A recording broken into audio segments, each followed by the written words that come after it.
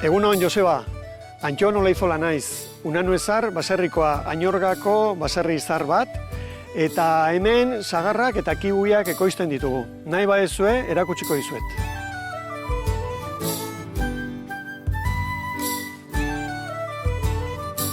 Hemen, baserriko sail hontan, ekoizten dugu sagarra. Gehien ekoizten duguna Elstar sagarra da. Sagar gorria eta horia, oso bizia eta dauka ura asko. Orduan oso gustukoa da. Euskal Herriko biztanlei asko gustatzaile. Eta hemen ondo ematen du arbolak, gustatzen zaio ezetasuna, gustatzen zaio bero handirik ez egotea, eta horrela hartzen du zapore bixi bat oso atsegina. Sagar hauek bildu behar dira ipurdia horitzen hasten danean, ipurdia berdea ez horiska egon behar du. Eta orduan hori da seinale, heldutasuna iritsi dela eta azukre nahikoa badaukala biltzeko eta kalitatezkoak izateko. Sagarra heldutakoan bildu behar da, zein da garaia?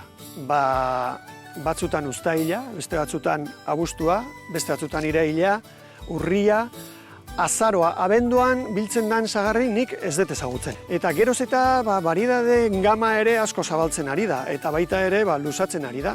Gutxi gora bera uztailetikan azaroa arte bildu daiteke sagarra. Gero bai egia da, konserbazioa oso ona dutela, normalean, eta orduan neguan jaten da gehiago.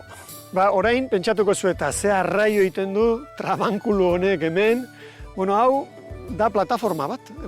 Obratan da ibiltzen den plataforma bat bezala, baina nekazaritzarako. Arbol hauek 3,5 metro dituzte alturan. Orduan, lehen, banan-bana igotzen ginean eskailerakin.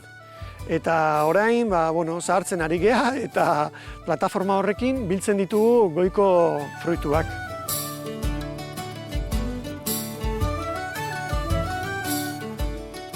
Aurtengo sagar uzta ez da ona, negua izan degulako epela, ez du hotzik egin, eta sagarrondoa eta fruta arbola gehienak, baina bereziki sagarrondoari hotza gustatzen zaio neguan.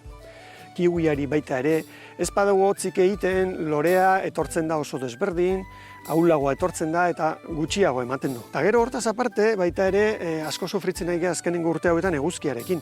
Begira zer egin digun aurten eguzkiak. Hau izan da, egun batean, 35 gradoko temperatura pasa duelako. Erre egiten du, horregatikan botatzen dizkiegu, ikusten da hemen hautsa txuri bat bezala, botatzen dizkiegu protektoreak eguzkiaren kontrako babesteko. Karea da, kasu honetan karea da, kal.